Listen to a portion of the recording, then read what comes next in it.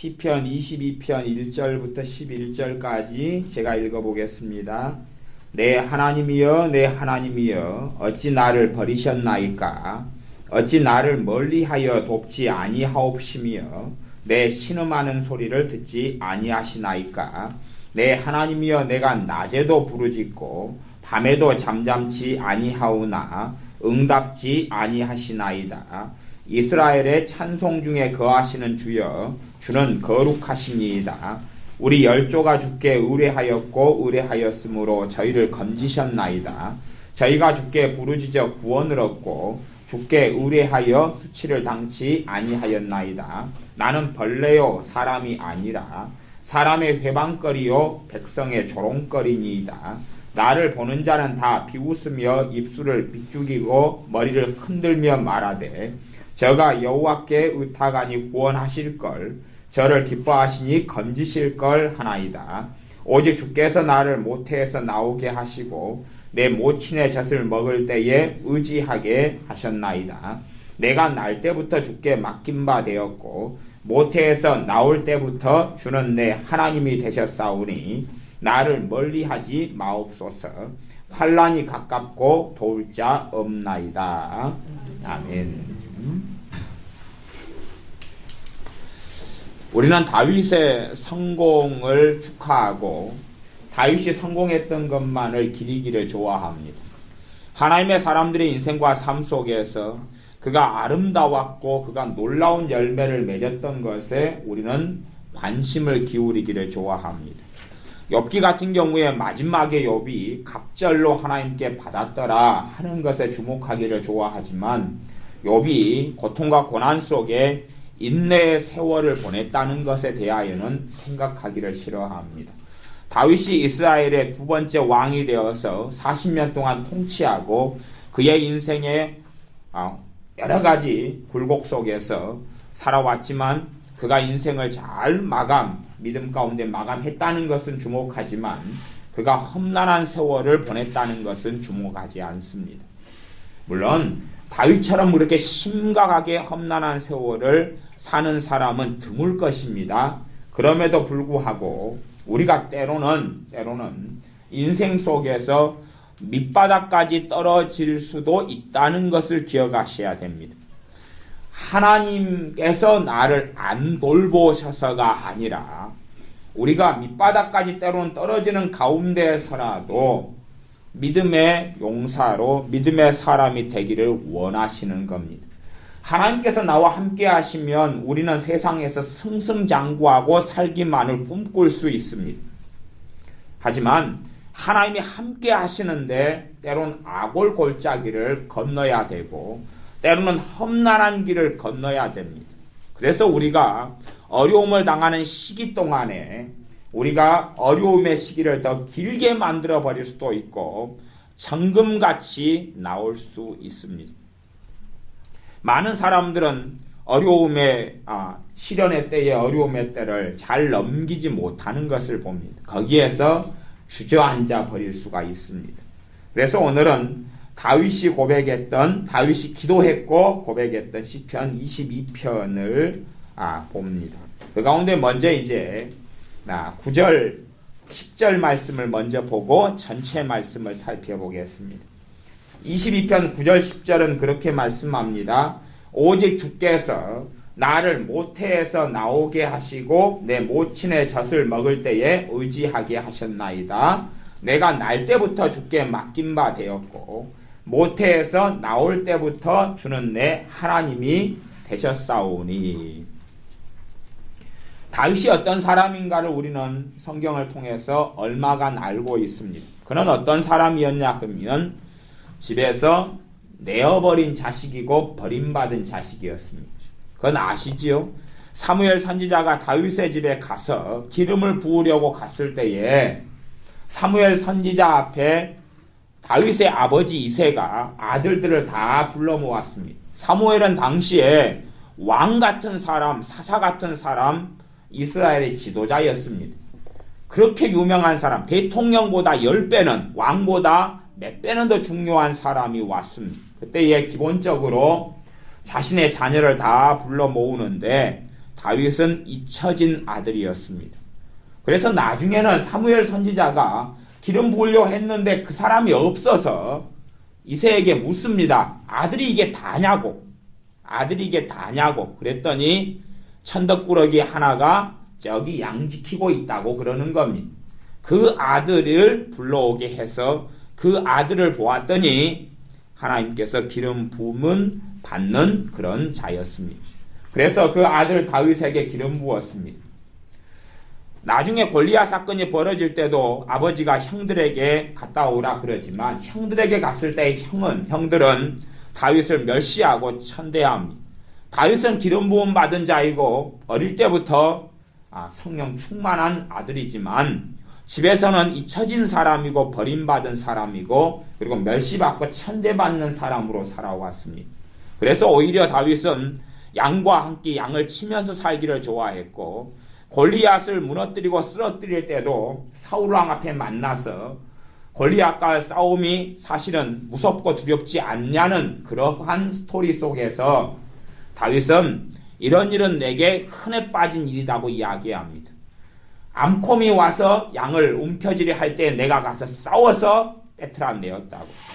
아니 여러분의 자녀를 들판에 홀로 두어서 사자의 먹이가 되게 하고 곰과 싸우게 하는 부모가 어디에 있습니까? 그렇게 안전하지 않은 속에 자신의 자식을 둔다는 것은 그 자녀를 방치함이고 사랑하지 않음이고 버림이기 때문에 그렇습니다. 그러한 지경 속에 곰과 다윗은 싸웠고 사자하고 싸웠고 때로는 그 입을 찢어버렸다고 그럽니다. 그래서 다윗은 사실은 광야에서 또한 목동으로서 살 때에 하나님과 함께 사는 것을 훈련하였습니다. 집에서는 버림받았고 천대받았고 멸시받았지만 그 어려운 환경 속에서 전능하신 하나님과 함께 살기를 원하였고 그에 따라 그의 믿음은 성장했고 자라갔다는 사실을 기억해야 됩니다. 많은 사람들은 자신의 존재 이유와 가치를 부모에게서 찾는 사람들이 있습니다. 심지어는 어린아이들은 어리석어서 부모가 나를 사랑해서 나를 태어나게 했느냐 그렇지 않느냐 따집니다. 부모가 불화하고 나를 사랑하지 않아서 어쩔 수 없이 태어났다 그러면 자신은 쓸모없는 존재, 자신은 가치가 없는 존재라고 생각합니다. 그런 속에 살아가서 자신의 인생을 저주하고 멸시하고 그렇게 살아갑니다. 자신의 인생을 저주하고 멸시하고 한탄할 때에 하나님의 은혜 속에 살아가는 것은 거의 불가능해지게 됩니다. 우리의 존재 자체를 하나님에게서 이유를 찾아야 되지. 내 부모가 과연 사랑했느냐? 내 부모가 나를 낳고 싶어 낳았느냐? 우리의 부모가 아무리 사랑해서 결혼해도 우리를 낳고 싶어서 낳을 수는 없습니다. 결코 그건 불가능한 일입니다. 1ml의 정자 속에 정자가 수억 개가 있습니다.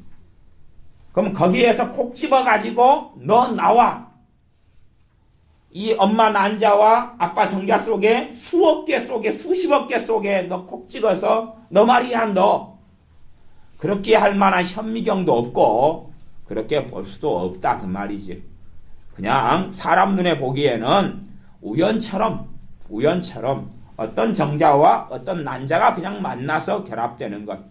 우연처럼인 것처럼 보일 뿐이고 아무리 사랑해도 나를 콕 집어서 심지어는 딸인지 아들인지도 모르는 판국에 난지를 어찌 알고 부모가 낳았겠느냐 하는 것입니다. 그게 아니라 사람의 존재 이유와 가치는 하나님에게서 찾아야 됩니다. 그래서 이 다윗이란 하나님의 사람은 부모에게서 천대받고 멸시받고 때로는 무가치하고 사랑받지 못한 아들이었는데 다윗의 고백과 믿음과 신앙은 뭐냐 그러면 22편 9절 10절 방금 읽었던 말씀입니다. 나중에 주님 앞에 섰을 때에 남자가 하나님 앞에 똑같은 일을 하고 여자가 똑같은 일을 하는 두 사람이 있다 그러면 저는 명백하게 여자가 똑같은 일을 했던 두 사람이 있다고 그리고 한 명은 남자고 한 명은 여자라면 여자가 훨씬 더 많은 상급을 받을 거라고 생각합니다. 남자보다는 더 험난한 삶을 살았기 때문에. 물론 기본적인 이유는 할머니를 잘못 둬서 그렇지요. 하와 할머니 때문에 그렇습니다. 하와 할머니가 먼저 선악과를 잡수셨고 남편을 먹였기 때문에 그럽니다. 그러한 저주로 인하여 여자들에게 해산하는 수고와 고통이 찾아왔습니다. 여자로 사는 게 훨씬 더 어려운 일이기 때문에 주님 앞에 섰을 때 그것을 보상하고 갚아주실 것입니다. 그러나 우리의 존재가 내가 여자냐 남자냐 또한 내가 여자기 때문에 내 존재를 저주하거나 증오하거나 미워해서는 어리석은 삶을 살고 하나님과는 전혀 다른 길에 서게 되어집니다. 그래서 우리의 존재 자체를 내가 가진 소유물에 두거나 심지어 엄마가 나를 얼마나 사랑했느냐, 아빠가 나를 사랑했느냐에 둔다면 그 사람은 진리에 바탕하지 않는 사람이고 사람의 사랑만 갈구하고 살아가게 될 것입니다. 그래서 어떤 많은 상처를 가진 사람은 그런 상처가 도대체 어떻게 치유될까를 한번 생각해 보셔야 됩니다. 엄마 아빠가 자신을 미워했어요. 저는 그런 사람들을 여러 사람을 알고 있습니다. 심지어는 우리 교회에 나왔던 청년 하나는 그런 청년도 있었습니다. 아빠가 엄마하고 그냥 잠자리를 했습니다. 결혼한 건 아니고. 그래서 임신이 돼버렸어요. 그래서 이 남자분이 군대에서 나왔는데 이 여자가 임신 중인 거예요. 애를 뗄 시간도 지나버렸고. 그래서 불가피하게 결혼을 해서 태어난 아이를 평생을 저주하고 살았습니다. 그 청년이 30몇 살이 되었는데도 아빠는 그 청년을 저주하고 멸시하고 때리고 천대하고 살았습니다. 이 아빠가 예수님을 믿고 우리 교회 집사님까지 됐는데도 그 아들을 증오하고 미워하는 것은 멈추지 않았습니다. 결국은 나중에는 주님을 떠나고 그리고 불신자로 인생을 마감했습니다. 그래 돌아가신 지가 한 10여 년 가까이 7, 8년 되는 것 같습니다. 나중에 장례식장에 갔더니 중들을 데려와서 연부를 하고 있는 것. 물론 그분 장례식장에. 그래서 앞에만 갔다가 돌아왔습니다. 물론 그분의 아내가 또 주님을 잘못 믿어가지고 그분의 아내가 신앙의 중심이었는데 제대로 믿지 않아서 자신의 남편까지도 지옥에 보냈고 자신의 자녀까지도 아들들까지도 인생과 삶을 무너뜨리고 그분은 겨우 구원받고 천국에 갔습니다. 본인은 어쨌든 천국 갔는데 가족은 지옥에 몽땅 싹으려 넣었던 분이 있습니다. 그래서 제가 우리 교회에 제가 담임 목회한 다음에는 처음 장례식을 그 여자 집사님을 치르고 나중에 몇 년 뒤에 불신자로 남편의 인생을 비참하게 알코올 중독자로 술주정뱅이로 마감하고 말았습니다.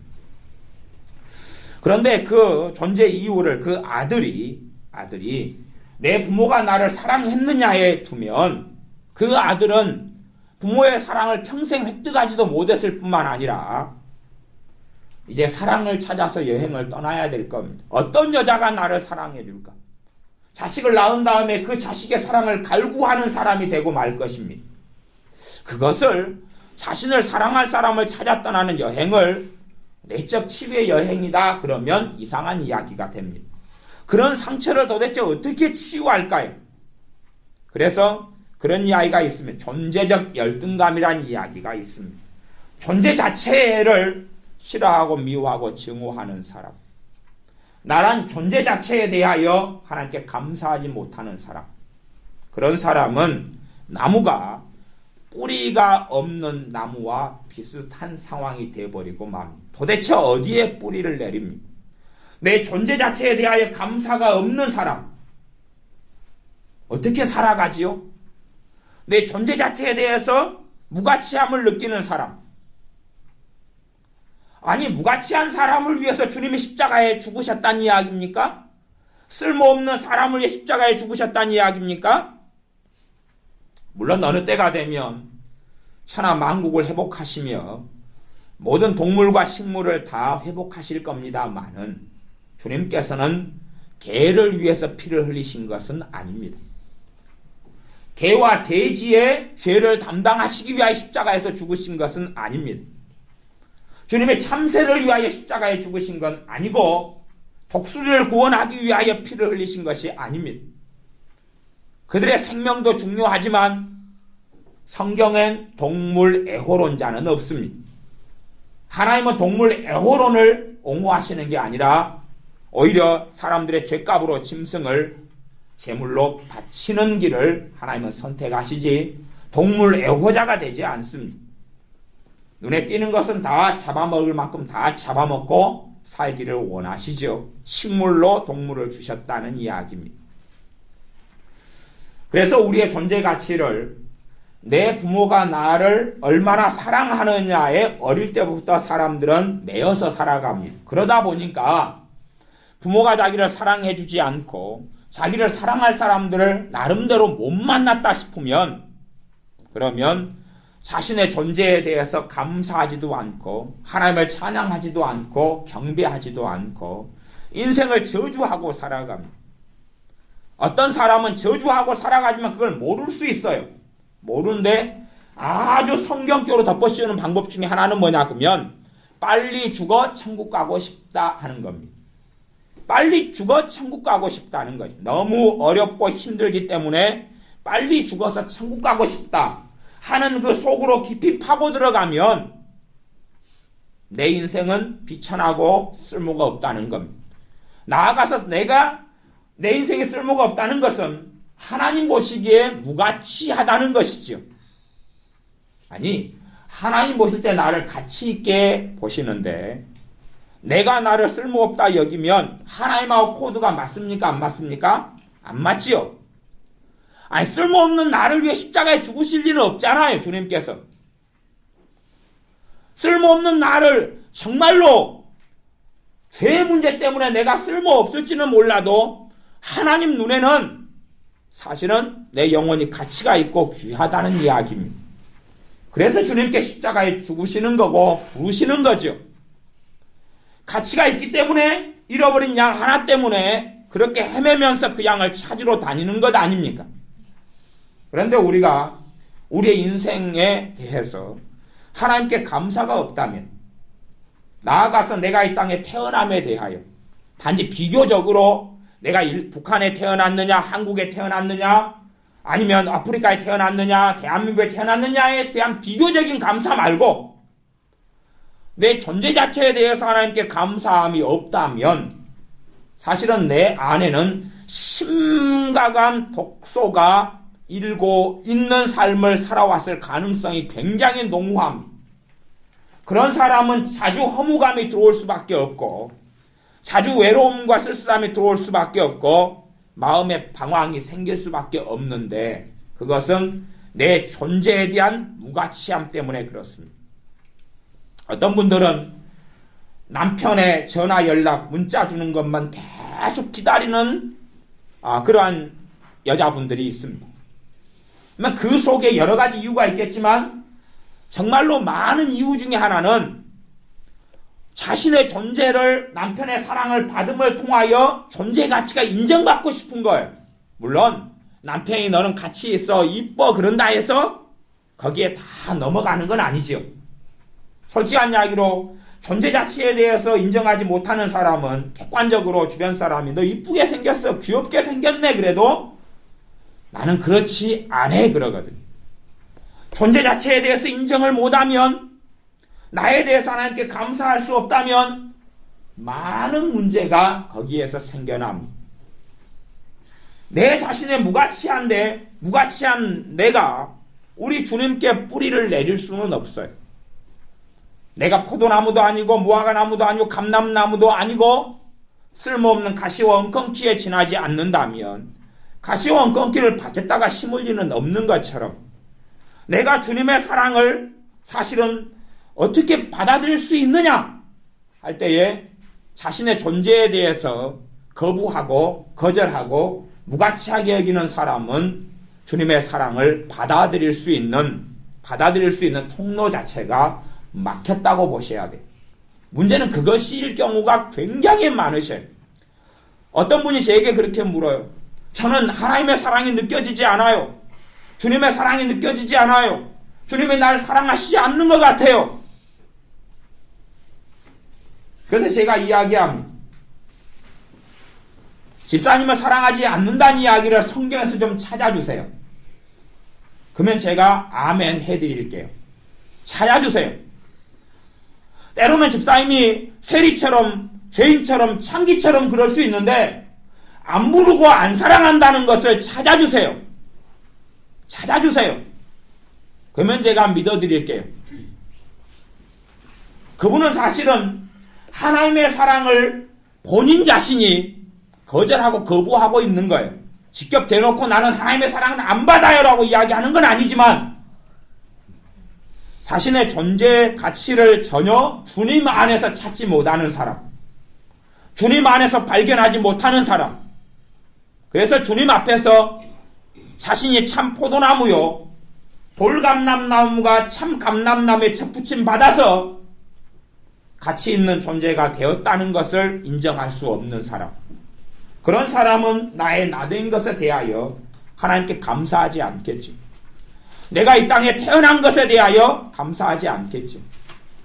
그래서 부르는 노래가 한마는 이 세상 야속한 이마, 그리고 부르지. 한마는 이 세상을 언제나 떠날고, 그런 사람의 특징은 마음과 심령 안에 소망이 없습니다. 소망이라는 게 장래에 대한 꿈을 꾸어라, 비전을 가져라, 그런 이야기를 하는 게 아닙니다. 사도 바울이 무슨 꿈과 비전을 꾸었겠어요? 주님과 함께 동행하고 살아가는 게 그의 최고의 꿈일 뿐이었죠. 주님의 복음을 더 많이 전하는 게 최고의 꿈일 뿐이었으니 사회에서 성공하고 더 많은 돈과 부를 획득하는 것이 우리가 꾸어야 될 꿈은 아닙니다. 그런데 말로 표현할 수 없지만 사실은 소망이 우리 주 예수님이시기 때문에 소망 대신 주님을 믿고 있는 사람은 사실은 소망을 가지죠. 그리고 소망이 심령과 삶 안에 있습니다. 자신의 존재에 대해서 무가치함을 느끼는 사람일수록 아무리 뒤져도 소망을 찾아낼 수가 없습니다. 그래서 소망이 없는 사람은 절망과 낙심에 대하여 그냥 무너지죠. 소망이 요 안에 차고 있으면 절망이 들어오려다가 주인이 계시네? 배가 불렀네? 제가 우리 교회 아이들 피자를 사줄 때 되면은 어떤 방법을 쓸 때들이 있냐 그러면 밥을 먼저 먹어라 그럽니다. 밥 먹은 다음에 먹자 그럽니다. 그래서 일단은 밥이 차죠. 주인이 먼저 차면 피자를 몇 판만 사도 애들이 배부르다 그럽니다. 근데 굶주릴 때에 밥 먹기 전에 먹여놓으면 부족하다 그러고 저한테 야속하다 그럽니다. 적다고. 그래서 밥을 먼저 든든히 먹고 먹자 그럽니다. 그러면 목사님 너무 남아요. 내일 아침에 학교 가기 전에 먹어야 될 것 같아요. 하나 챙겨가도 돼요 그러지요. 그리고 저를 관대하고 굉장히 사랑이 많은 사람으로 봐주기 때문에 먼저 뱃속을 채우도록 권면을 해주지요. 애들에게. 안 되면 피자 오기 전에 라면이라도 많이 끓여 먹어라 그럽니다. 교회에다가 라면을 잔뜩 사놓거든. 한번 살 때마다 100봉지 200봉지씩 사놓으니까 터질 때까지 먹어봐라 그러니까요. 내 안에 소망이 들어와 있으면 우리 주님께서 우리의 영원한 소망입니다. 주님이 주의 성령님을 통하여 들어와 계시다면 또한 당연히 주님을 믿는 사람은 주님이 임하여 계시죠. 거룩하신 성령님을 통하여. 내 안에 주님이 임하신 주님으로부터 소망이 나와야 되고 소망이 있어야 돼요. 소망이 있어야 돼요. 첫째 소망은 주님 만날 소망이고 천국의 유업을 하나님 말씀에는 하나님의 백성에게 주셨다 그러니까 천국의 유업을 꿈꾸는, 나중에 우리가 5년 뒤에 적금을 1억을 타는 적금에 대한 소망보다 더 놀라운 소망을 사실은 가진 사람들이죠. 하나님의 나라를 유업으로 상속받을 터이니까. 그러니 그 소망을 가져야 되는데 내게 소망이 없다. 안이 텅 비었죠. 귀신이 쫓겨나간 다음에 비고 소재되었거늘 귀신이 더 악한 귀신 7을 데리고 들어온다는 이야기처럼 절망의 상황이 생기는데 아내가 소망으로 배가 불러 있으면 들어오려다가 안 들어오죠. 들어올 자리가 별로 없거든요. 그래서 제가 핏자리 시킬 때 되면 애들은 밥 먹으라 그러고 저는 안 먹습니다. 그래야 경쟁이 되거든요. 물론 저는 치킨을 별로 안 좋아하기 때문에 치킨은 애들만 먹입니다. 내 안에 소망이 들어차 있으면 절망이 들어오려 해도 배가 불렀기 때문에 별로 안 들어갑니다. 별로 안 들어가요. 그러나 비어있고 소재되고 아무것도 없다면 절망의 상황 속에 절망은 쉽게 들어갑니다. 그래서 우리의 근원적인 문제부터 점검을 해야 되는데, 내 자신이 헛개비로 살아가고 내 존재 자체에 대하여 하나님께 감사함이 없다면 나는 어디에서든지 뿌리를 내리지 못하는 고향이 없는 사람이 정체 없는 나그네가 되고 맙니다. 성경에서 우리가 나그네라고 이야기하는 것하고, 나그네란 이야기는 이 땅의 나그네고 천국이 본향이란 이야기의 나그네지, 마음 둘 곳도 없고 뜻 둘 곳도 없고 주님도 안 계시고 아버지 하나님도 안 계시는, 돌보는 이도 없고 나를 능하게 하시는 주님도 안 계시고 내게 권능을 베푸시고 은사와 능력을 주시는 성령 하나님도 안 계시는 그러한 방랑자 나그네를 이야기하는 게 아닙니다. 그런데 자신의 나그네에 대한 심령과 마음을 가지고 사는 사람들, 그런 사람이 어디에서 마음의 상처를 치유받겠느냐 하는 겁니다. 그런 상태 속에서는 아무 데서나 상처를 받습니다. 아무 데서나 상처를 받아요. 아무 데서나요. 나그네 뒤에서 춥고 배고픕니다. 그러면 남이 뜨뜻한 국수를 먹는 걸 보면 상처 받아요, 안 받아요? 받아요. 받아요. 내 집에 국수보다 더 맛있는 것이 있어요. 그러면 남이 국수 먹는 거 보고 그렇게 생각하죠. 맛도 없겠네. 우리 집에 가면 더 맛있는 거 있어. 그리고 상처받지 않지. 오히려 짠하게 보일 수도 있어요. 기껏해야 잔치국수 먹어? 근데 저 집은 사실은 맛없는 집인데. 그럴 수도 있단 말이에요. 그런데 배고프고 배가 고프고 헐벗고 굶주리고 정처 없이 다니면, 그래서 그런 분들이 뭐 찬송가가 나쁘다는 이야기는 아닙니다. 정처 없이 다니며 찬양하잖아요. 물론 그 뒤에 가사가 중요한 거예요. 주님 나를 받아달라는 가사가 중요한데, 앞에 정처 없이 다니며 그러고 자기의 정처 없는 것만 생각하고 예수님 내 주님 나를 받아주소서 하는 가사는 까먹어버려요. 자신의 정처 없이 돌아다니는 것만 눈에 보이죠. 방황하는 것만 눈에 보여요. 나그네처럼 헤매고 가을바람이 불면은 깃을 세우고 낙엽 떨어지는 데를 걸으면서 외로워하고 서럽게 우는 것만 눈에 보이죠. 내 마음의 상태가 그런 상태가 되면 어느 때든지 고통스러운 것이, 내가 돌아갈 집도 없는데 한겨울에 춥고 너무 힘들어요. 바람이 불어요. 그러면 얼마나 서럽겠어요. 그러나 따뜻한 집이 있고 방이 있고 내 집이 있으면, 잠잘 곳이 있으면 막 추운 한겨울에도 빨리 들어가 자야 되겠다. 빨리 들어가서 따뜻한 데 있어야지 하는 소망이 있지 않겠어요. 그 모든 소망 되시는 분이 우리 주 예수님입니다. 그런데 믿는 신자가 자신의 존재에 대해서 무가치하게 여긴다면 그 사람은 사실은 말라 죽어갈 수밖에 없어요. 주님에게 뿌리를 내릴 수가 없는데 뿌리가 없거든요. 농사 짓는 것 중에서 삽목을 하는 게 있어요. 삽목. 삽목이라는 게 뭐냐 그러면 이파리만 잘라가지고 모래 위에 꽂아놓으면 뿌리가 나요.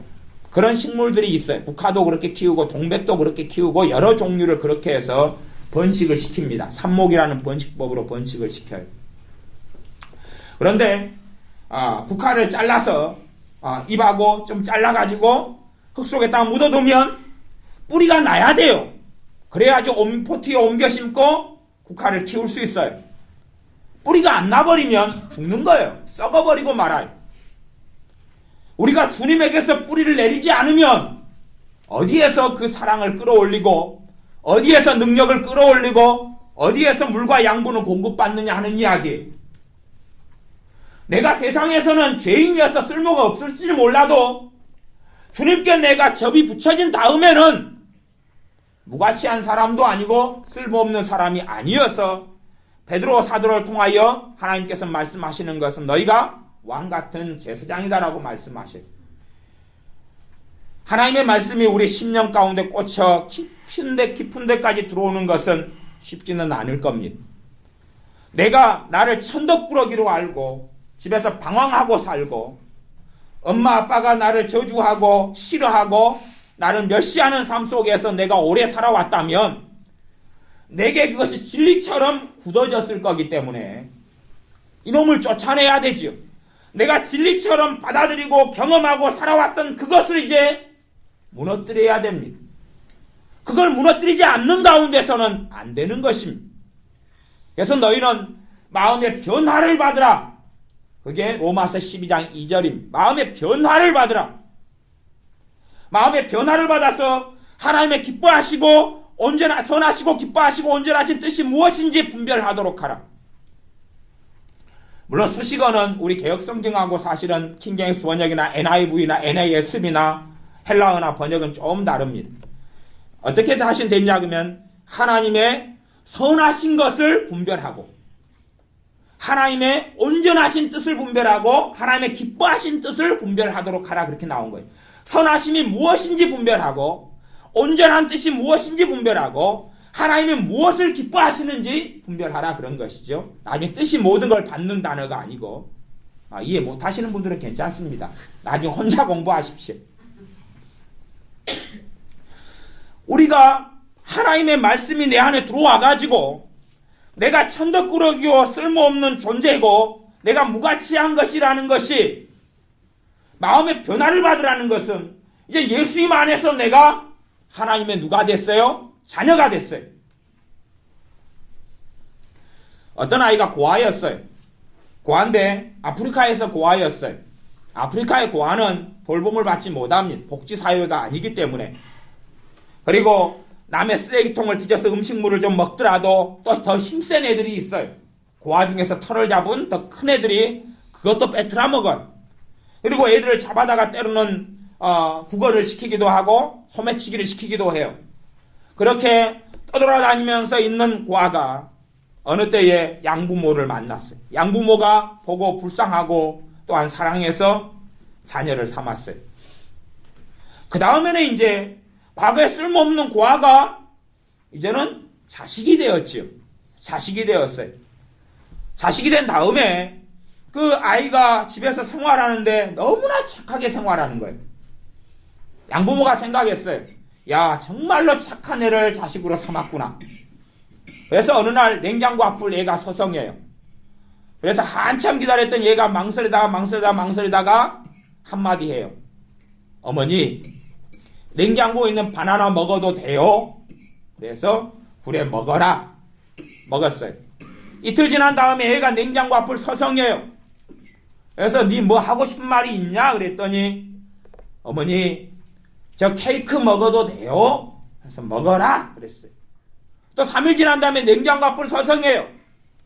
니 뭐 하고 싶은 말 있냐? 빵 꺼내 먹어도 돼요? 그러는 거예요. 그 다음에 부모가 뭘 알기 시작했어요. 엄마가 먼저 센스가 있죠. 알기 시작했어요. 얘가 지금 자기가 자식이 된 줄을 모르는구나. 그러니까 얘가 왜 착하게 지냈냐 그러면 안 쫓겨나려고. 물론 세상에 양부모가 되고 자식이 되는 건 쫓겨날 수도 있어요. 그런데 한 번 구원을 영원하다? 어쩌다 그런 이야기를 하려는 게 아니에요. 우리가 하나님의 자녀가 된 것은 내 행위 때문에 그렇습니까? 우리 주 예수님의 보혈 때문에 그랬습니까? 주님의 십자가 때문에, 주님의 보혈 때문에 새 언약을 맺고 자녀가 된 것이. 그러니 사실은 그 어떤 것보다도 굳건한 맹약이죠. 물론 내가 주님을 부인하고 떠나면 다른 사람, 다른 길 속에 들어가고 말지만, 그러나 생각외로 내가 떠나기까지는 쉬운 여정은 아니에요. 왜? 성령님께서 계속 권고하시고 역사하실 거기 때문에 그래요. 자녀니까. 물론 그렇게 대마처럼 세상을 사랑해 떠날 수도 있고 마수사 시몬처럼 주님을 사마리아에서 영접했다가 돈을 주고 성령님을 받는 것을 돈 주고 팔아라라고 악한 길을 걸어갈 수도 있어요. 히브리서처럼 또 다른 여정 속에서 한번 비침을 받고 그런 다음에 그런 고범죄 속에 들어가서 무너질 수도 있어요. 그건 예외적인 이야기가 되죠. 예수님의 피를 통하여 우리가 누가 됐냐면 하나님의 자녀가 됐어요. 세상적으로도 누가 고아인데 양자로 삼는 것은 양녀로 삼는 것은 법적인 절차를 거쳐야 되고 쉬운 게 아니에요. 거기에서 이제 다시 쫓아낸다는 것도 법적으로 쉬운 길이 아닙니다. 데리고 올 때는 자기 마음대로 데리고 왔는지 몰라도 쫓아내려고 그러면 대부분의 법은 인정을 안 합니다. 인정을 안 해요. 상속권이 그대로 있고 기타 등등이 있어요. 쉽지 않아요.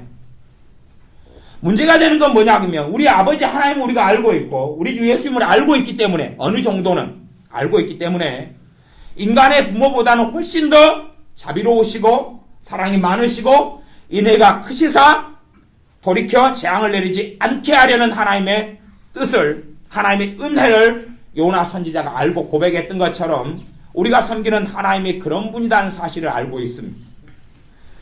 그 엄마가 그 자식 고아를 데려왔던 양자로 삼았던 그 아이가 계속 눈치 보는 삶 속에서 그 아이를 다시금 가르쳐야 됐습니다. 어떤 걸 가르쳐야 했냐면 너가 자식이다고. 이제는 엄마 아빠의 자식이 되었다고. 뭘 가르쳐야 됩니까? 쫓겨나지 않는다고. 아니 10년 뒤에는 쫓아냈다니까요. 어떻게 쫓아냈냐 그러면 원체 더럽게 사니까 마당에서 오늘은 자라고 개와 함께 자라고 쫓아냈다니까요. 진짜 쫓아낸 건 아니고 벌을 준 거죠. 10년 뒤에. 근데 그 자녀가 부모와 함께 있으면서 교육을 먼저 받아야 되는 것은 너의 행위를 통해서 자식이 되지 않았다는 사실이죠. 누가 선택한 것이에요? 부모가 선택한 거지. 부모가 선택한 것이.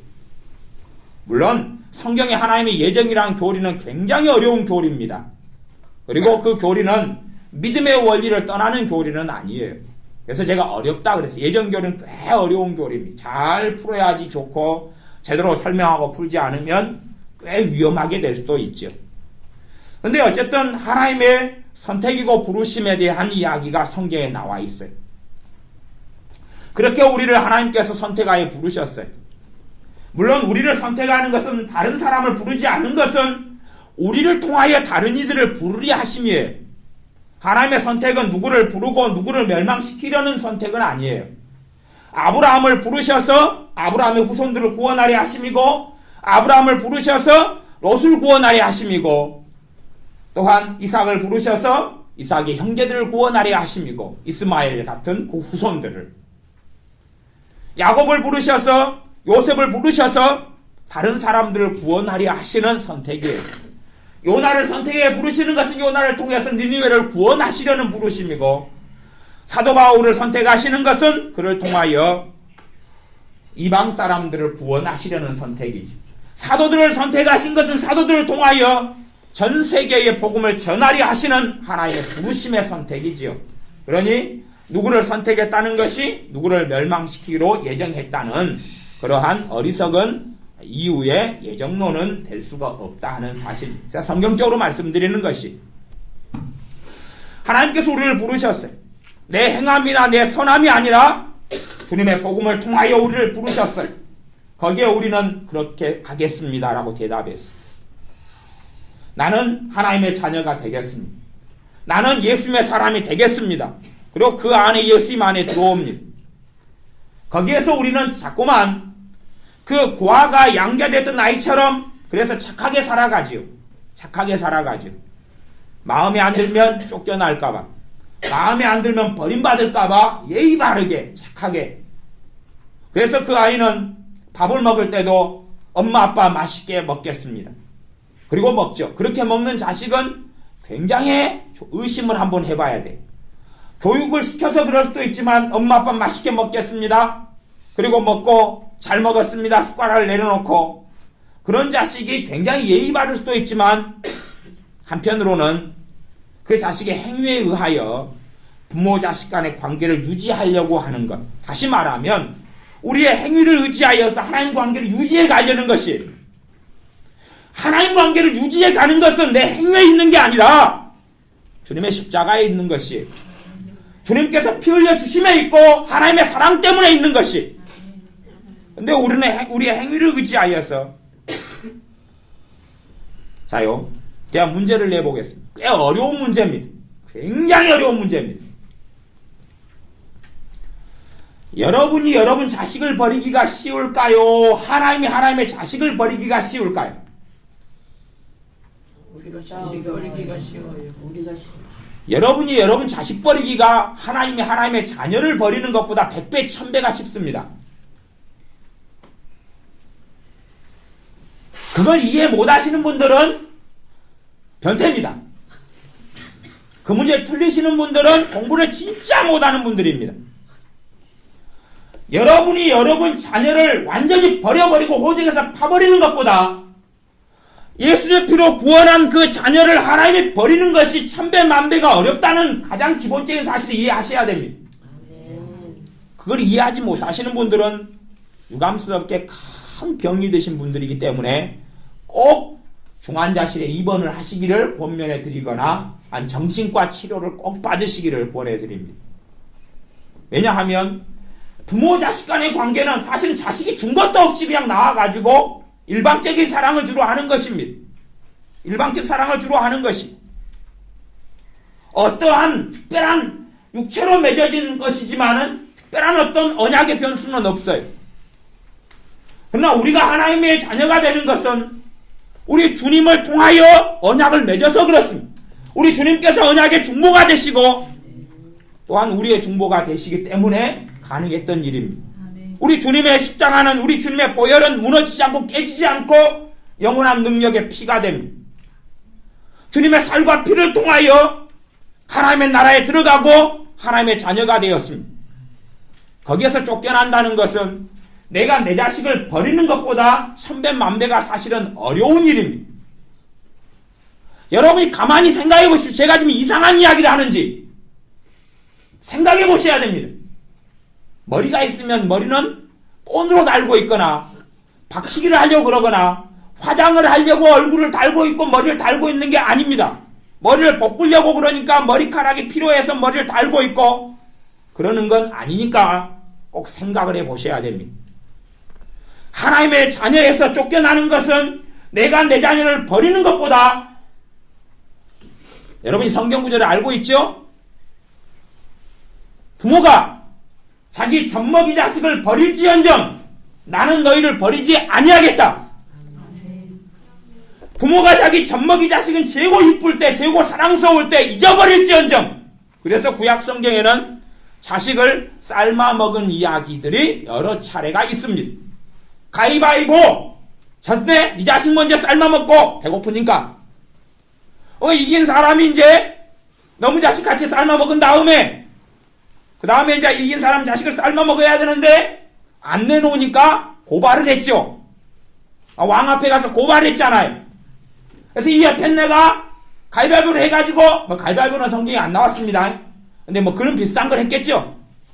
그래서 먼저 이 자식 삶아 먹고 내 자식 먹고 그러기로 했는데 자기 자식 내놓을 때 안 내놓는다고. 내 자식은 삶아가지고 같이 나눠 먹어놓고. 그것이 사람의 사랑의 한계다 그 말이. 하나님께서는 그런 사건을 넘어서서 사람이 젖먹이를 버릴지언정 나는 너희를 잊지 않고 버리지 않겠다 그러셨어요. 물론 그 진리의 말씀을 받아들이시려면 받아들이시고 안 받아들이시려면 안 받아들이셔도 돼요. 여러분 마음이시니까. 받아들이는 사람은 하나님의 사랑에 뿌리 내리기 시작해요. 받아들이는 사람은 뿌리 내리기 시작하고 안 받아들이는 사람은 안 믿고 사셔도 돼요. 좀 괴롭고 좀 더 괴롭고 조금 더 비참하고 조금 더 기도 응답 못 받고 조금 더 서글프고 조금 더 짠한 인생을 살 뿐이에요. 물론 얼마나 짠하게 될런지는 모르겠지만 내가 하나님의 자녀라는 것을 그 가치를 인정하지 못한다면 어떻게 기도 응답을 받지요? 길 지나가는 여러분이 나그네입니다. 남의 집에 들어가니까 내 아빠하고 나이가 비슷한 분이 계셔요. 그래서 이야기합니다. 아빠 돈 줘요. 그러면 그 할아버지가 뭐라고 이야기하겠습니까? 예, 그러죠. 미쳤다 그러죠. 뚱딴이같이 남의 집에 가가지고 돈 줘요 밥 줘요. 돈 줘요 밥 줘요. 여기서 자고 갈래요. 그러면 112 경찰이 옵니다. 경찰이 와요. 내가 하나님의 내 아버지가 아닌데 뭘 기도하십니까? 예수님의 피가 나를 위해 흘린 피가 아닌데 뭘로 기도하십니까? 그 가장 기본적인 뿌리를 내리지도 못하는 사람, 그러면 얼마나 심각한 위험 속에 있습니까? 다윗은 천덕꾸리가 됐고 아버지가 잊혀져 버렸고 들판에 내버려졌고 양이나 치라 그랬고 그리고 사자하고 곰하고 놀도록. 그래서 아마 다윗도 꽤 곰인형을 좋아했을런지 곰에 대한 노이로제가 걸렸을런지는 모르겠어요. 아니면 곰고기를 즐겨 쓸지도 모르겠어요. 입을 찢어가지고 꼬챙이로 끼어서 엉덩이 쪽에서부터 그래서 꾸 잡수셨을지도 모르죠. 그러나 다윗은 뭐라고 이야기하냐 그러면 오직 주께서 나를 모태에서 나오게 하셨습니다. 내 존재 자체가 하나님에게 있습니다라고 이야기하는 것입니다. 사람의 뜻으로 나는 나지 않았습니다라고 이야기합니다. 다윗이기 때문에 그런 건 아닙니다. 성경에 기록된 것은 모든 하나님의 자녀와 백성을 위해 기록된 것입니다. 모든 사람에 대한 하나님의 자녀에 대한 이야기를 하고 있는 겁니다. 나를 모태에서 나오게 하니가 누구냐 하는 겁니다. 엄마 아빠가요? 아니요, 하나님이요. 그것을 시인하고 인정하지 않으면 거기에서 뿌리를 내리고 내가 잘못된 가치관을 마음의 변화를 받는 게 그게 가장 기본적인 것 중에 하나예요. 그걸 뒤집어 엎어야 돼요. 1000만 명이 여러분은 쓸모없고 부질없고 여러분이 무가치하다고 저주하고 욕해도 거기에서 내 가치를 인정받으려면 그것은 전혀 인정받을 수 없어요. 1000만 명의 노예가 되는 수밖에 없어요. 그래도 그들은 나를 이용하지 나를 인정하지는 별로 않을 거예요. 모친의 젖을 먹을 때에 의지하게 하셨나이다. 자기 엄마 젖 먹을 때에 다윗은 믿음으로 고백해요. 하나님을 의지하게 했고 엄마를 의지하게 했다고. 하나님께서 은혜 주셔서 엄마의 젖을 의지하고 살게 했다고. 10절은 내가 날 때부터 주께 맡긴 바 되었고 그렇게 고백하는 것입니다. 날 때부터 주님께 맡긴 바 되었는데 주님이 나를 가치 있고 사랑하지 않겠느냐는 고백이 그 안에 있어요. 다윗의 믿음은 거기에 있는 겁니다. 다윗은 주님께 십자가에서 죽으시기 전의 사람입니다. 주님께 십자가에서 다윗을 위해 피를 흘리기 전의 사람입니다. 그런데 새 언약을 통해서 주님께서 우리 위해 죄를 짊어지고 죽으신 다음에야 더 확실한 것이 아니겠습니까? 주님이 대가를 치르셨으니 더 확실한 것이지요. 많은 사람이 하나님께 뿌리를 내리지 않고 우리 주 예수님께 뿌리를 내리지 않고 열매를 맺으려고 그러고 영적으로 성장해 가려고 그럽니다. 그러면 그렇게 한번 식물을 키워보십시오. 뿌리를 땅에 심지 않고 감나무를 가져와서 열매를 맺어보라 그러십시오. 그리고 열매를 잘 맺으면 심어준다고 이야기하십시오. 감나무가 고발해버릴 수가 있습니다. 감람나무를 가져와 가지고 열매를 오래 주렁주렁 맺히면 심어줄 거다. 안 맺히면 안 심어줄 거야. 하나님께 뿌리를 내가 깊이 있게 내려야지만이 거기에서 은혜와 거기에서 사랑과 거기에서 양분과 거기에서 물을 뽑아 올리고 그래서 내가 광합성 작용을 할 수 있는 능력이 생겨서 물과 양분을 통하여 공기를 통하여 광합성 작용을 통하여 열매를 맺어갈 수 있는 겁니다. 그러지 뿌리 내리지 않고 무슨 열매를 맺을 수 있다는 이야기입니까? 주님께 뿌리 내리지 않고는 열매 맺을 수 있는 길이 없습니다. 길이 없습니다. 내 존재 자체가 주님 앞에서 인정받았다는 것을 내가 믿고 받아들여야 되고 내가 무가치하다는 속에서 살아간다면 그 사람은 전혀 열매 맺지 못하는 삶을 살다가 인생을 마감할 수도 있습니다. 기적만이 가능하겠죠. 뿌리 내리지 않으면 기적은 뭐냐 그러면 어느 때 돌아다녔는데 뿌리를 어깨에 붙여매고 돌아다녔는데 수경재배지가 있었어요. 그 물에 뿌리를 담갔더니 거기가 양분이 또 오거든요. 땅속에 안 내리고. 그러면은 조금 열매를 맺을 수는 있다 그 말이에요. 수경재배가 뭔지 모르시는 분들은 몰라도 됩니다. 시험에 안 나옵니다. 내가 주님 앞에서 내 존재가 어떤 것이냐 하는 것이, 거기에서 내가 확고하게 섰을 때에 고난의 때, 어려움의 때를 승리할 수 있는 그런 비결이 됩니다. 그러지 내가 고난과 어려움을 당한 다음에 하나님은 왜 나를 외면하실까? 하나님은 왜 나를 잊으셨을까?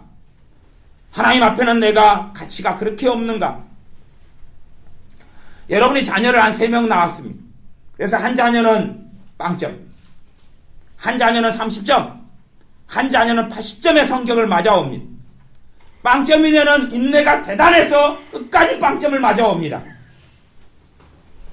천덕꾸러기로 살아가죠. 이놈을 어떻게 할까요? 좋은 방법이 있습니다. 쫓아내버려야 되죠. 그게 아니라 아마 여러분은 기도하고 권면하고 잔소리하고 권면하고 기도하고 애를 쓸 겁니다. 왜요? 자녀이기 때문에. 자녀이기 때문에. 그러다가 아마 꼬부랑 할머니가 돼서도 걔를 짊어지고 가다가 죽기가 쉽겠죠. 죽을 때까지 잊지 못하고 살다가 가시겠죠. 하나님께 뿌리를 내리는 사람이 반드시 되셔야 됩니다. 하나님께 뿌리를 내리지 못하는 사람은 마음에서부터 허전하고 허무함, 허전함을 채우려고 다른 것에 달려가는 것은 쉬운 일입니다. 돈으로, 때로는 옷으로, 화장품으로, 사람의 인정받기 위해서 말을 과장하고 뻥을 하고 뻥튀기 장사를 하고, 그 다음에 좋은 면을 보이기 위해서 애를 쓰고, 사람에게 거절당할까봐 벌벌 떨고. 요즘에 부모들이 그런 부분이 있더라고요. 자식들한테 거절받는 것을 너무나 부모가 두려워해요. 자식이 엄마 싫어요, 엄마 미워요, 그게 너무 두려워서 자식이 해달라는 것을 다 해줘요. 그러다가 자식이 자기를 싫어하는 것 같으면 엄마가 뒤를 돌아서 아빠가 뒤를 돌아 울어요. 그래서 정말로 약 먹을 사람이 많구나 하는, 자식이 솔직히 여러분 무슨 말인지 아시죠? 자식이 나를 거절할까봐 불안하고 무서운 거. 엄마들은 덜 그러는데 아빠들은 그게 꽤 심합니다. 아빠들은 좀 그런 마음이 있어요. 자식이 나를 거부하면 어떨까? 방황하는 사람일수록 누군가가 나를 싫어하고 거부하고 안 좋아한다는 것을 알면 큰 상처를 받습니다. 방황하지 않는 사람, 주님께 뿌리 내린 사람은 많은 사람이 나를 외면해도 그것 때문에 별로 상처받지 않습니다. 별로 그것 때문에 큰 영향을 받지 않습니다. 왜냐하면 그냥 바람 불고 지나가는 것에 불과하거든요. 뿌리가 견고하게 박혔는데 바람 좀 불고 나뭇잎 몇 개 떨어진 것이 대단한 일이겠느냐 그 말이에요. 자, 이제 22장 1절부터 설명을 하면서 말씀을 마무리해 가겠습니다. 내 하나님이여 내 하나님이 어찌 나를 버리셨나이까? 현실적인 기도를 하고 있는 것입니다. 실제 삶에서, 다윗의 삶에서 하나님이 버리신 것 같은 삶을 지금 살고 있기 때문에 그렇습니다. 어찌 나를 멀리하여 돕지 아니하옵시며 내 신음하는 소리를 듣지 아니하시나이까? 다윗은 성령 충만했던 사람이고 하나님의 권능을 입었던 사람이고 소년 때부터 사자를 입을 콱 찢어버릴 정도의 사람이기 때문에 이 사람이 하나님 어찌하여 나를 멀리하시며 나를 버리셨나이까 할 정도면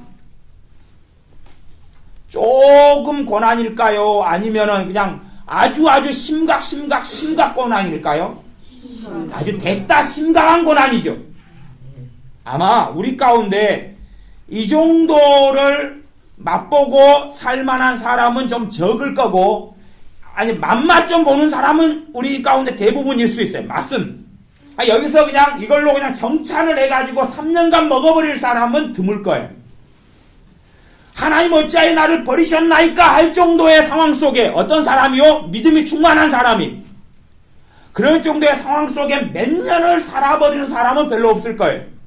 그런데 다윗은 지금 그런 심각한 지경에서 지금 머물러 있었어요. 하나님이 나를 버리셨구나 하는 지경에 머물러 있었다니까. 이까지는 우리하고 비슷할 수도 있어요. 우리가 맛보는 것 가지고 느끼는 것, 고백하는 것, 기도하는 것, 한타는 것과 비슷할 수 있단 말이에요. 2절도 내 하나님이여 내가 낮에도 부르짖고 밤에도 잠잠치 아니하오나 응답지 아니하시나이다. 우리하고 비슷해요. 그까지도. 이스라엘의 찬송 중에 거하시는 주여 주는 거룩하시니이다. 이제 여기서 틀리죠. 우리하고. 현실 문제를 닥치고 똑같이 감정을 가지고 생각을 가진 사람이기 때문에 힘드니까 나 힘들어 죽겠습니다까지는 다 한단 말이에요. 다윗도 사람이고 엘리야도 우리와 성경이 같은 사람이라고 성경에 기록되어 있거든요. 엘리야 선지자 로뎀나무 아래에 앉아서 내가 이제 죽고 싶습니다 그랬단 말이죠. 똑같아요. 그까지는. 그런데 그 다음이 문제가 되는 거예요. 우리보다 더 극심한 일을 겪거나 우리와 비슷한 일을, 같은 일을, 더 심한 일을 겪어요. 이 다윗이.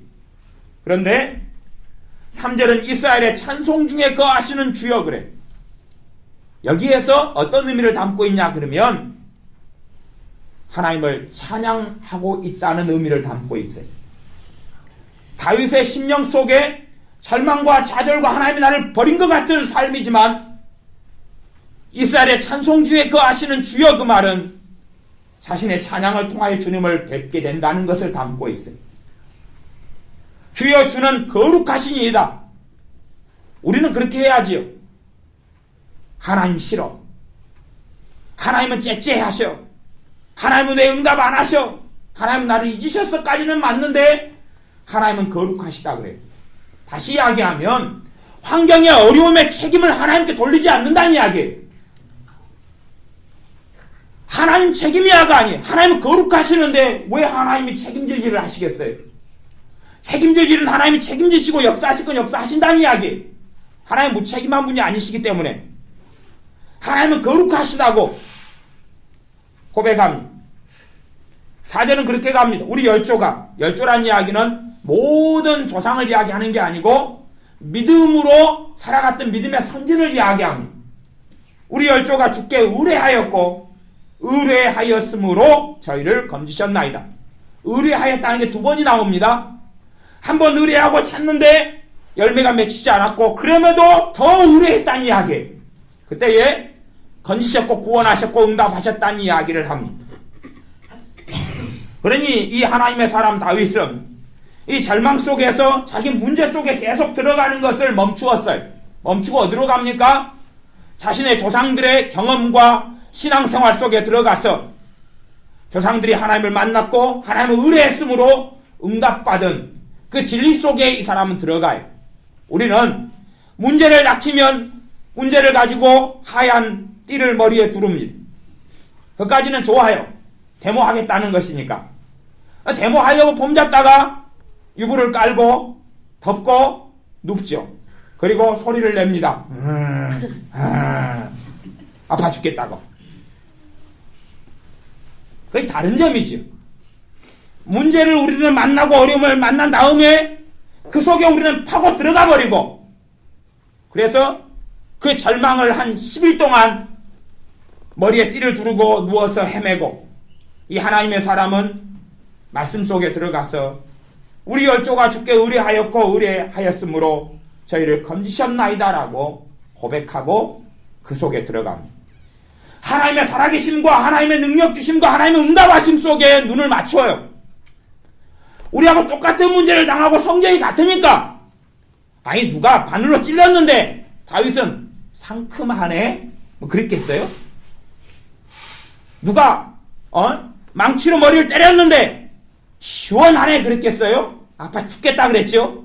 똑같단 말이에요. 그까지는. 그러나 거기에서 멈추는 길을 선택하지 않았다는 이야기입니다. 우리가 동일한 길을 걸어가야 됩니다. 왜? 이 성령 충만한 하나님의 사람도 우리가 주님의 뜻대로 살아도 어떨 때는 극심한 어려움 속에 있을 수 있어요. 응답이 늦을 수도 있고 그 뜻과 이유를 다 몰라도 거기에서 더 오래 있을 수도 있어요. 내가 은혜를 좀 받으니까 환경은 다 풀려야 돼. 그렇게 됐다면 다윗같이 평안하게 살아야 될 사람은 드물 거예요. 은혜 속에 살았으니까. 은혜 속에 살고 사자하고 싸워서 승리, 곰하고 싸워 승리, 그리고 형들한테 갔는데 형들은 멸시. 그런 거죠. 아버지는 천대하고 멸시하고 형들은 무시하고 멸시하고 욕하고 환경은 그렇게 만만하지 않다는 이야기예요. 차라리 형들에게 당하는 것보다 골리앗과 싸워 이기는 게 쉽죠. 물맷돌 사건이 그냥 일어난 건 아니거든요. 그 전에도 뭐 사자나 곰이나 뭐 골리앗이나 그놈이 그놈이죠. 그래서 익숙한 일이니까. 5절 저희가 주께 부르짖어 구원을 얻고 주께 의뢰하여 수치를 당치 아니하였나이다. 그것이 다윗의 고백이고 기도입니다. 지금 현재 이 기도를 하고 있는 중에는 비참한 참담한 지경을 겪고 있을 때단 말이죠. 나중에 기록은 했을지는 몰라도 겪고 있을 때에 고백했고 기도했던 것이 그 다음에 나중에 따로 기록했을 수 있죠. 6절 나는 벌레요 사람이 아니라 사람의 해방거리요 백성의 조롱거리니이다. 실제로 그런 일을 당하면 내가 벌레 같고 비천하고 사람도 아니고 조롱거리라고 받아들이고 그렇게 경험할 수밖에 없죠. 그리고 7절에 나를 보는 자는 다 비웃으며 입술을 삐죽이고 머리를 흔들며 말하되 우리가 하나님을 섬기고 믿는 것까지도 조롱합니다. 나를 보는 자는 다 그랬죠. 다. 몇 명만 그런 게 아니라 나를 보는 자는 뭐요? 다. 내가 힘들고 어렵고 비참한 것이 소문이 나버렸어요. 소문 나가지 모르는 사람이 없다는 이야기예요. 다. 그랬죠. 그래서 8절에 어떻게 조롱하냐 그러면 저가 여호와께 의탁하니 구원하실 걸 저를 기뻐하시니 건지실 걸 하나이다 라고 믿는 신앙과 하나님을 섬기는 것까지도 조롱을 받는다니. 다한테 그래. 다. 몇 명한테가 아니라. 그 다음에 넘어갔던 게 아까 읽었던 9절하고 10절입니다. 그가 다시금 초점을 나는 벌레요 사람이 아니라 그런 일들을 당하여서 참담함과 비참함을 겪다가 존재 이유와 존재 가치를 다시 하나님에서 찾기 시작해. 그렇게 돼야 인내할 수 있고 회복할 수 있고 승리할 수 있거든요. 나는 벌레야. 그리고 그것이 알파. 나는 벌레야. 그게 오메가. 그러면 벌레로 인생은 마감합니다. 알파는 나는 벌레야. 그래도 오메가 마지막은 중간과 끝은 하나님께서 나를 구원하시지. 나로 하여금 승리케 하시지. 때로는 더 인내해야 될 때도 있고 덜 인내하고 짧게 끝나는 것도 있고 길게 끝나는 것도 있지만 그러나 하나님은 내 소망이시기 때문에 나는 소망을 잃지 아니하리라. 우리 주님께서 내 주님이시기 때문에 주님께서 졸지 않고 주무시지 아니하신다는 굳건한 믿음을 가지셔야 됩니다. 그래야지만이 어려움의 때에 절망과 비참함과 참극이 오는 게 아니에요. 우리가 기도 문제 가운데 기도를 실컷 내놔요. 그 다음에 우리는 절망하고 탄식하고 우울하고 울어요. 그러면 기도해놓은 것이 제가 아는 승려들의 이야기로는 도로 아물 타물이다 그러더라고요. 도로 아물 타물. 그거 뭔지 아시죠? 예. 야, 도로묵이 됐다 그 말이에요. 내가 기도를 하나님께 해놓고 나는 절망 가운데 머물러 있으면 내 기도는 역사하지 않습니다. 내 마음에 믿음이 역사하고 있을 때만이 내 기도는 열매를 맺어요. 아멘. 내 심령 안에 소망이 역사하고 있을 때 기도는 열매 맺습니다. 아멘. 내 안에 절망이 있는 가운데 기도하려면 발 닦고 주무시는 것이 좋으십니다.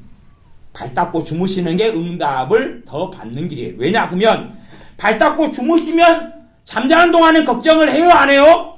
안 하니까 죄를 적게 지어요. 그러니까 그때는 그냥 맨날 발 닦고 주무셔야 돼요. 또 돈도 없는데 발만 많이 닦으시면 수도세가 많이 나오니까 절제하시는 가운데 근데 정말로 고난당하는 자는 기도할 것이니라 그랬어요. 왜? 고난을 이기는 능력과 힘이 기도를 통로로 삼아서 하나님께로부터 오기 때문에 그러죠. 아멘. 고난당하는 자는 기도할 것이라 그랬어요. 아멘. 그런데 절망을 가득히 품고 근심을 가득히 품고 기도하는 사람은 응답이 없다고 하나님께서 좋게 말씀해 놓으셨어요. 아주 좋은 말로. 절망거리가 생기면 마음속에 하나님에 대한 믿음으로 더 채우셔야 돼요. 더 채우셔야 돼요. 게으른 놈이 집 많이 진다 그럽니다. 그래서 부지런한 사람은 짐을 갖다 여러 번 나르고 게으른 사람은 짐을 한꺼번에 두세 개씩 서너 개씩 갖다가 날라. 그러다가 허리가 삐걱해버려요. 몸이 아프고 골골할 때는 많은 짐을 나를 수가 없어요. 조금씩 요령껏 날라야 되지요. 마음속에 절망이 가득 차면 큰 문제를 이기고 넘어갈 수가 없어요. 골골한데 어떻게 이기고 넘어갑니까? 아니, 중환자가 돼가지고 짝대기 짚고 다니면서 전쟁하겠어요? 붕대 감고 다니고 옆구리는 미어 터지고 머리는 부시시하고 환자복 입고 총 들고 앞에 나가겠어요? 포복도 못하고 수탄도 못 던지고 총도 못 쏴고 그런 상태에서는 승리하지 못합니다. 절망을 마음속에 가득히 담고 품어버리면 안 되고 내가 어려움 속에서일수록 내가 하나님의 자녀라는 것을 잊지 말아야 됩니다. 아멘. 내 존재 자체를 환경이나 사람에게 찾지 말고 하나님에게서 찾아야 됩니다. 내 가치를 하나님에게서 찾아야 됩니다. 그때에 우리가 하나님께 뿌리를 내릴 수가 있습니다. 하나님께 뿌리를 내리셔야 됩니다. 우리의 마음과 삶과 인생 속에 하나님께 뿌리를 내리지 않고는 우리가 자유로워질 수 없습니다. 하나님께 뿌리를 내리지 않고는 그분께서 아무리 많이 나를 사랑해 주셔도 나는 그 사랑을 누릴 수 없고 체험할 수 없고 볼 수 없습니다. 내 경험으로 하나님의 사랑을 재단하면 안 됩니다. 내가 사람들이 나를 천덕꾸러기로 여겼기 때문에 거기에서 내 마음에 완고한 진을 쳐버려서도 안 됩니다. 하나님의 사랑이 많이 임하고 역사해야 마음의 상처는 치유되는 겁니다. 상처가 많은 사람일수록 그 사랑을 더 많이 마음을 열고 받아들여야 됩니다. 하나님의 사랑은 배신하지 않는 사랑이고 하나님의 사랑은 변함이 없는 사랑이고 신실하신 사랑입니다. 하나님의 사랑을 더 누리는 사람, 받는 사람이 하나님을 사랑하는 길을 걸어갑니다. 우리 주님의 사랑을 많이 받는 사람이 주님에게서 떠나지 않게 됩니다. 주님의 사랑을 1년, 2년, 3년, 5년이 지나도 구경할 수도 없고 볼 수도 없는 사람이 당연히 주님을 떠나는 것이 쉬운 일이지 않습니까? 주님은 사람들을 동일하게 사랑하십니다. 어제나 오늘이나 동일하셔서 동일하게 한없는 사랑을 부어주십니다. 문제는 내가 내 그릇을 밥그릇을 뒤집어 놓고 있으면 안 된다는 이야기입니다. 그래서 사람의 경험이 다윗 같은 인생과 삶을 살면서 버림받고 잊혀지고 그런 다음에 거기에서 다윗은 바른 길을 선택했는데 우리들은 거기에서 내 존재 자체를 무시하고 천대하고 업신여기고 스스로를 저주하고 스스로의 인생을 탓하고 굉장히 성경적이죠. 어떤 성경적이냐 그러면 욥이 했던 자기 인생을 저주했던 때하고는 딱 맞아요. 자신의 태어남을 저주하고 그랬잖아요. 딱 그것하고 맞아요. 이게 하나님이 얼마나 기뻐하시겠어요. 너가 말씀대로 사는구나. 그럴 거 아니에요. 그러면 큰일 납니다. 그쪽 말씀은 먹을 말씀이 아니셔요. 먹을 말씀이 아니고 욥이 굉장히 힘들고 괴로웠을 때에 한탄했던 이야기니까 우리가 그것을 본받아서는 안 된다는 이야기죠. 그래서 우리의 삶 속에서 주님께 뿌리를 내리셔야 되고 하나님께 뿌리를 내리셔야 돼요. 우리는 다시금 주님을 믿음을 통하여서 혈통으로나 육정으로 나지 않고 하나님께로서 난 자들이니라 라고 말씀합니다. 하나님께로부터 태어났어요. 예수님을 통하여 하나님께로부터 태어났어요. 우리가 아직은 어릴 수도 있고 똥도 계속 쌀 수도 있고 우리가 어리석게 행할 수 있고 더 더러울 수도 있어요. 그럴수록 하나님 아버지께 뿌리를 내려야 돼. 어린 갓난아이가 기저귀에 똥을 하루에 몇 번씩 싸는데 그래서 얘가 가출을 했어요. 너무 미안해서. 엄마한테 미안해서. 그래서 죽었답니다. 유감스럽게. 똥을 계속 싸면 쌀수록 배가 고프면 고플수록 누구에게 달라붙어야 되죠? 엄마한테 달라붙어야 돼. 계속 칭얼대고 달라붙어야지 건강하게 되는 것이 어느 때가 되면 두 발로 일어서고 똥오줌도 가리게 될 것이고 음식도 찾아 먹게 될 것이고 사람 구실을 하게 될 것이에요. 내가 예수님을 믿고 주님께 나아갔을 때 마귀는 완벽한 모델을 제시합니다. 핸섬하고 잘생기고 막 30살 되고 돈도 잘 벌고 식장도 좋고 인품이 좋고 우리는 1살. 그래서 우리에게 이야기합니다. 왜 저렇게 지금 당장 되지 못하느냐? 돼요? 안 돼요? 안 되지요. 나는 이제 태어난 지 1살. 아직 똥 누고 있는 시점. 팬티의 기저귀에 30살이 되는 멋있는 남자, 핸섬하고 돈도 잘 벌고 직장도 좋고 믿음도 좋고 기도 생활도 잘하고, 그 정도 되려면 많은 시간이 필요한 것이. 그래서 하나님께서 우리를 인내하시고 기다리시는 것입니다. 마귀는 인내하지 않아요. 우리에게 그래서 비교하면서 왜 못 되느냐 그래요. 빨리 이렇게 되지 않으면 하나님이 너를 버릴 것이다 그래요. 그걸 받아들이는 분들은 가출하시는 겁니다. 집 나가셔야 되지. 뛰어다니는 형아들을 가리켜 나는 1살 돼서 기어다니고 있는데 니는 왜 저렇게 뛰지 못하느냐 그러죠. 마귀는 그러죠. 엄마는 안 그러고 마귀는 니는 왜 뛰지 못하느냐, 제대로 걷지 못하느냐 그래요. 엄마는 안아주고 아니면 걷는 훈련을 시켜주지요. 이제 돌이 됐으니까, 걸을 힘이 좀 있으니까. 그래서 한 걸음 한 걸음 걷는 걸 도와주십니다. 때로는 마귀가 하는 일을 하나님이 했다고 착각하는 사람들도 굉장히 많습니다. 우리는 주님의 사랑의 뿌리를 내리셔야 됩니다. 가장 기본적인 것. 예수님을 통해서 내가 하나님으로부터 태어났다는 것을 아셔야 돼요. 하나님으로부터 태어났다는 것을. 부모가 자식을 버리는 것보다 하나님이 그의 자녀를 버리는 것은 훨씬 더 어려운 일입니다. 훨씬 더 어려운 일이에요. 사람이 생각하는 것보다 훨씬 더 어려운 일입니다. 기도하겠습니다. 아버지 하나님, 우리가 우리의 존재의 이유를 우리 주 예수님에게서 찾게 하여 주시옵소서. 나의 가치를 세상에서, 돈에서, 성공에서 찾지 아니하고 우리 하나님 아버지에게서 내 존재 이유와 가치를 찾게 하여 주시옵소서. 내가 나를 무시하고 천대하고 멸시하고 소중히 여기지 않고 살아왔던 것을 고백하며 회개합니다. 이제는 주님 안에서 나를 수용하고 받아들이고 감사하고 나의 나됨에 대하여 찬양하고 하나님을 경배하는 자녀들이 되게 하여 주시옵소서. 내가 나를 저주하고 멸시하고 학대하고 살아왔던 것을 회개하오니 용서하여 주시고, 이제는 우리가 우리 자신을 축복하는 자, 하나님께서 나를 용납하심처럼 내가 나를 받아들이는 자, 그리고 때로는 나에 대해서 인내해주며 믿음의 여정을 걷는 그러한 주님의 자녀가 되겠습니다. 그리하오니 우리가 주님의 사랑에 깊이 있게 뿌리를 내릴 수 있도록 도와주시옵소서. 사랑하시는 아버지 하나님의 사랑하심에 깊이 있게 뿌리를 내릴 수 있도록 우리를 도와주시옵소서. 예수님의 이름으로 기도하옵나이다. 아멘.